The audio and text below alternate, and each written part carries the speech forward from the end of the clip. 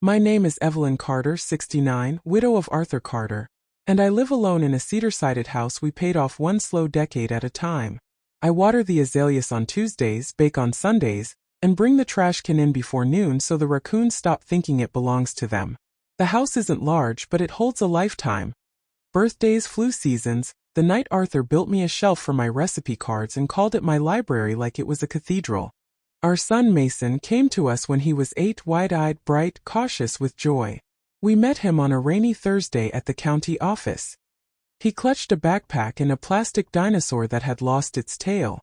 When the social worker asked if he had any questions, he said, "Do you have soup at your house?" Arthur said, "We have soup and a roof and more patience than you can use up." I nodded because sometimes a nod is sturdier than a speech. We never hid that adoption is part of our story. We just added it to the family ledger, right beside favorite meals and baseball schedules. Arthur passed 5 years ago. Quietly, gently, the way a man who spent his life keeping engines purring might choose to step off the road. We sorted the paperwork like reasonable people, and I promised him I would keep the place humming, oil the hinges, pay the property tax early, and plant something every spring that wants to live. Mason came by less after the funeral. I told myself he was building his own life. I didn't pry.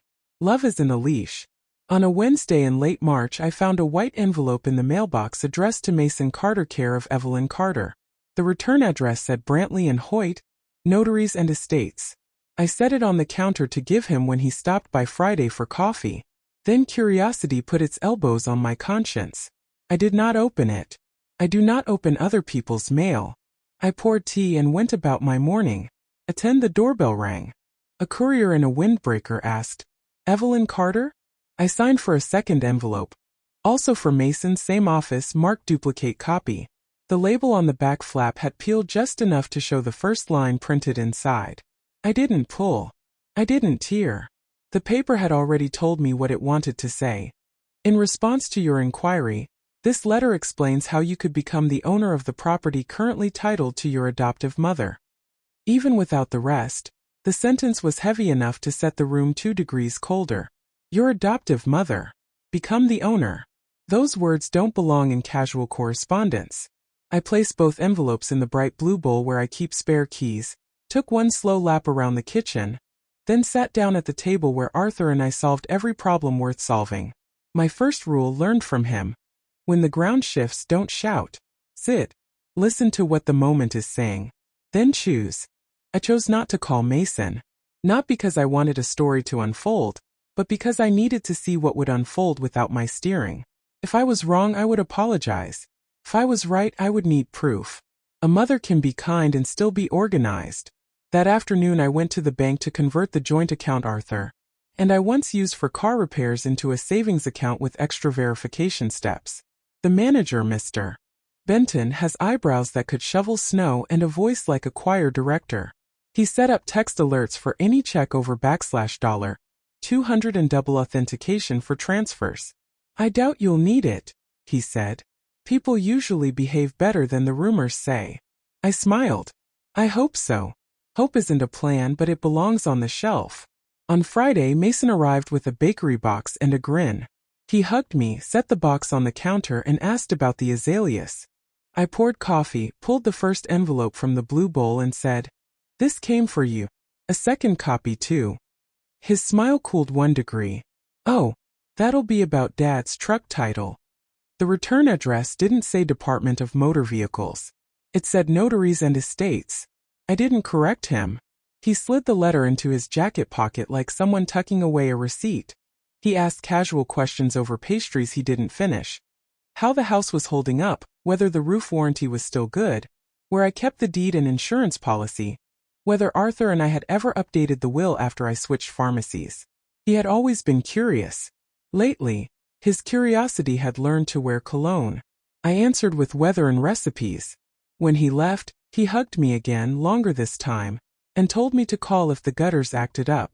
I waved from the porch the way I always do, a tradition built on 500 goodbyes.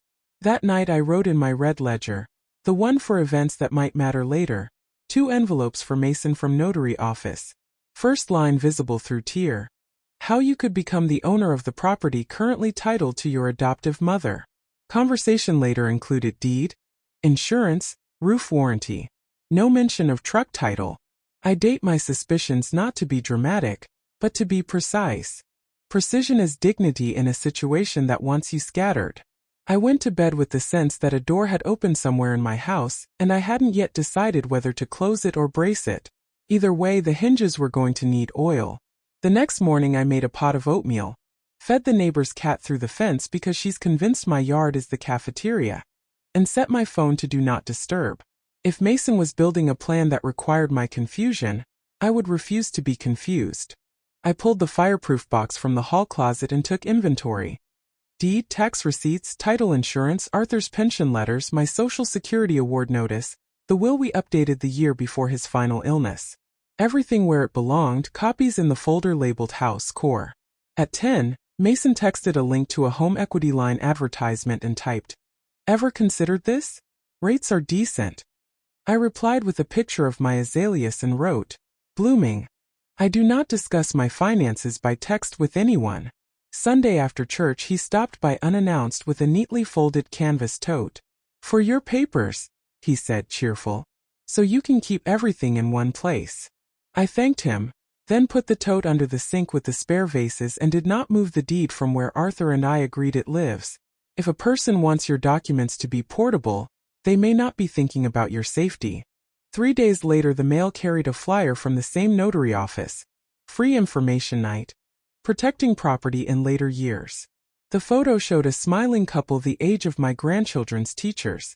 I taped it beside the phone, called to reserve a seat, and when the day came, sat in the second row with a pen that writes blacker than it needs to. I did not see Mason. I did see Mr. Brantley, the name from the envelopes, explain how transfers work, how deeds can be retitled, how families streamline decisions. He used soft words like convenience and efficiency, the vocabulary that turns a home into inventory. I took notes and left with my questions answered, and my suspicion cooled from a boil to a steady simmer. You can cook a whole meal on a simmer. Back home, Mason called. "Hey, I was thinking. You know where Dad kept the pink folder? The one with the car title and other stuff?" I said I would look later. He said, "No rush, just curious." Curious people don't need your pink folders today. The checking account pinged twice that week. 2 small checks for $48, 72 and $51, 30 cashed at different branches across town. Amounts so minor they looked like dust on a coffee table. I didn't write those checks. Mr. Benton called before I could. "Mrs. Carter, I'm flagging these as out of pattern. You want me to freeze in-person withdrawals and require ID every time?" "Please do," I said. I felt the first click of a trap I hadn't set closing on a foot that didn't belong to me. When Mason dropped by that Friday, he asked where I kept the spare checkbook. "In case you ever need me to pick up your bills when you're under the weather." I told him I pay online now and the paper checks live in the fireproof box. He smiled and said it was good to be organized. I walked him to his car and noticed a business card on the passenger seat. Brantley and Hoyt. I did not reach for it. Some truths prefer to be carried into the open by the person who created them. That night I added to the red ledger. Attendance at information night. 2 small checks cashed without my writing. Bank alerts in place. Mason asked again about documents. Business card seen in his car. I made a copy of that page and tucked it into the cookbook with my biscuit recipe. If a thief looks for papers, they rarely check the butter stains. I slept, but not the kind of sleep that drops like a curtain. It was the kind that checks the locks twice and listens for tires on gravel. The house, faithful as always, creaked its ordinary creaks, like old bones telling you they're still carrying you without complaint. The call came on a mild Thursday. "Mrs. Carter? This is Maya from Crescent First. I wanted to check before processing a check from your account. The signature looks different." Different is a polite, sturdy word. "Hold it, please," I said and asked if I could come by. She said she'd wait for me until her lunch break. I put on the blue dress Arthur liked because the fabric doesn't wrinkle when the day gets longer than you want it, and I drove with both hands steady on the wheel. Maya is younger than my oldest casserole dish and twice as sensible. She met me at the small window by the safe deposit boxes and slid a copy of the check across. The amount was $420, big enough to matter, small enough to look ordinary. The handwriting on the memo line leaned the wrong way, like a person pretending not to hurry while hurrying. The signature was my name but not my hand.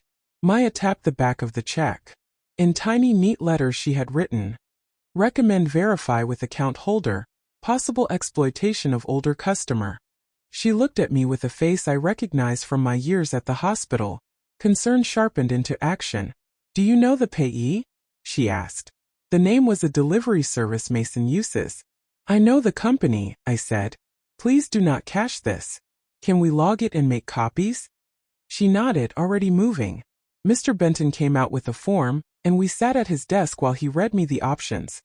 Place a hold, file an incident report, switch the account number, set up extra alerts.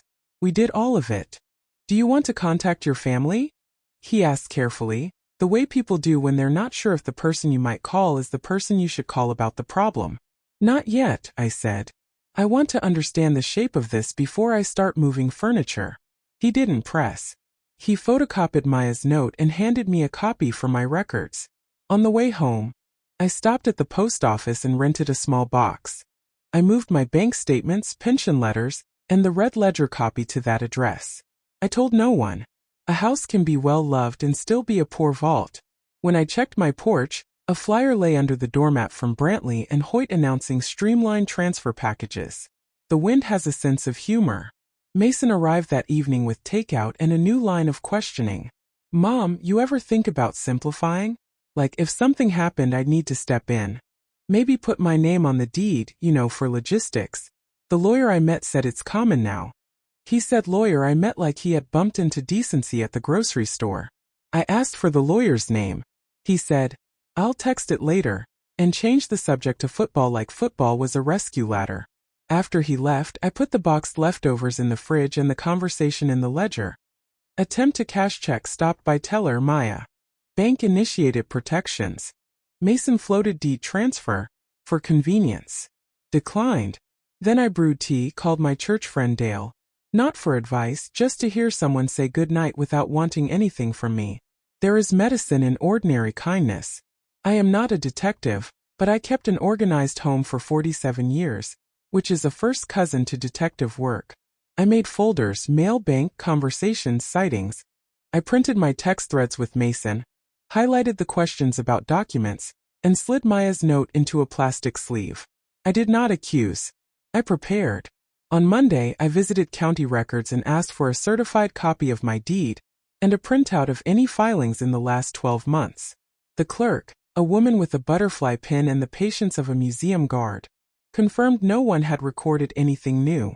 She recommended placing a fraud alert with the recorder's office, a simple form that asks them to call me if anyone presents a document touching my parcel number. I filed it and tucked the stamped copy into the mail folder. Systems exist. You are allowed to use them. Midweek, Mason tried cheerfulness again. "Mom, have you seen that blue folder yet? The one Dad kept for house stuff?" He asked, as if the folder were a stray cat we could coax by singing the right song. I told him it was where it needed to be, and that I would call if the roof ever leaked. He laughed and asked if I'd considered renting the guest room to bring in cash. I told him I bring in enough cash for the life I live and the life I want to keep. He hugged me, too tight for the weather. 2 days later Maya called again. Another check, same handwriting. This time she said, "I've flagged your account for branch alerts." We decided to file a report with the local police. Not a dramatic sweep, just a report number, the kind that creates a trail. Sergeant Alvarez, kind eyes, clean notebook, came to my kitchen table at 9 the next morning. He listened. He copied Maya's note. He took photos of the checks. He asked if I had anyone who might be trying to help themselves under the label of helping you. That phrase was soft and sharp at once. I nodded once. I did not say a name. He didn't ask for it. "Let us do some quiet checking," he said. "If something more happens, call me directly." He put his card under my refrigerator magnet shaped like a pie. Something more happened 2 days later. A third check, $680, same hand. Maya refused it, logged it, called me and quietly said, "The person who presented it left in a gray sedan registered to your son." The shape of the situation had finished sketching itself. I sat on the porch until the sun moved past the maple and the shade reached my feet. I thought about soup on a rainy Thursday long ago, about a plastic dinosaur, about Arthur kneeling to map baseball schedules on a calendar big as a road. Love is not blindness. It is sight that refuses to lie to itself. I dialed Sergeant Alvarez and said, "It's time we give you the name." The warrant was not for drama. It was for paperwork. Bank records, camera stills from the branch, a request for the notary office's correspondence with Mason. Alvarez moved like a man who reads instructions twice before touching anything. He visited Brantley and Hoyt, retrieved the letters, and brought copies to my table. The first page of the first letter matched what I had glimpsed. In response to your inquiry, here is how you could become the owner of the property currently titled to your adoptive mother. The pages after that outlined strategies dressed as care. Transfer on death deeds, durable powers, streamlining. My name was there, printed like a line on a map someone else meant to redraw. Alvarez interviewed Maya and Mr. Benton. He stapled their statements to the photocopied checks with her neat annotation. Recommend verify, possible mistreatment of older customer. He added the teller window camera image. A hand sliding my check through the slot, the top of a familiar jacket in the corner of the frame. It wasn't a novel. Didn't need to be. Cases are built on simple paragraphs, not speeches. When the officer knocked at Mason's apartment door, I wasn't there. I didn't want to be the face that turned a key the wrong direction. I heard later that Mason talked fast and used the word misunderstanding. Misunderstandings do not learn your signature. A date was set. Not a holiday, not a birthday, just a square on a calendar that would divide before from after. The county attorney called me victim and witness in the same sentence. Fit. Hurt has a right to speak, and so does the person who can describe the steps. My friend Dale offered to sit with me in court. My neighbor Jenny brought rolls from my freezer the way people do when the story in your house starts making the rounds. The night before the hearing, I took out the red ledger. I reread my own handwriting. A month of small lines that added up to a picture. Envelopes, questions, flyers, checks, notes, a bank teller who cared. A sergeant who listened. A mother who refused to be rushed by either panic or denial. I added one more line. I will tell the truth with my back straight. Then I closed the book and slept for 6 clean hours. Courtrooms do not care that you baked bread that morning or that you still have flour on your sleeve. They care about sequence and proof. I sat at the end of the second bench in a blue dress and low shoes and waited while other lives passed under the gavel. When our case was called, the county attorney stood, clear and untheatrical, and walked the judge through the stack. Maya's note, the flag checks, the camera stills, the letters from the notary, the fraud alert on my parcel, the recorded attempts. Then she called me. I told the story once, steady. The envelopes, the casual questions, the tote bag, the flyers, the first tiny checks that looked like dust, the phone calls, Maya's quiet courage, Mr. Benton's eyebrows, Sergeant Alvarez's card under my pie magnet, the gray sedan, the way love can be wide and still draw a line. I did not add vinegar to my voice. I did not subtract kindness. I said what happened. That is all a witness owes. When they asked why I didn't confront Mason the minute I saw the first line of the letter, I said, because I needed to see who he was when he thought I wasn't looking. The judge glanced up then, just a flicker, the way a person does when a sentence lands where it needed to. The defense spoke of confusion and mixed signals. The canceled checks spelled out their own language. The ruling did not arrive with trumpets. It arrived like most important things do, plain words on a page. There would be consequences, legal ones, for the checks and for the attempts.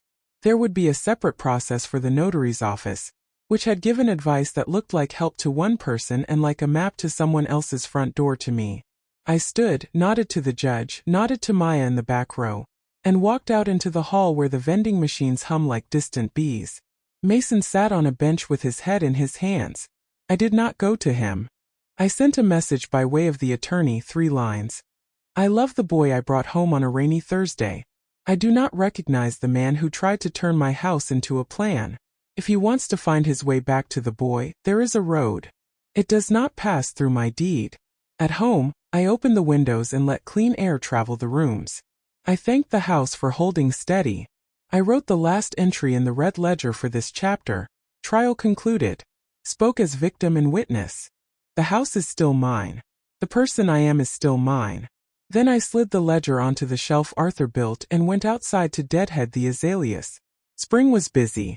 I intended to be too. If someone asks me now what I learned, I say, keep your papers where they belong, your phone numbers current, your accounts watched, your kindness wide, and your back straight. Keep notes. Keep your soup warm. And when necessary, keep your house. That last part, Arthur would add, is non-negotiable.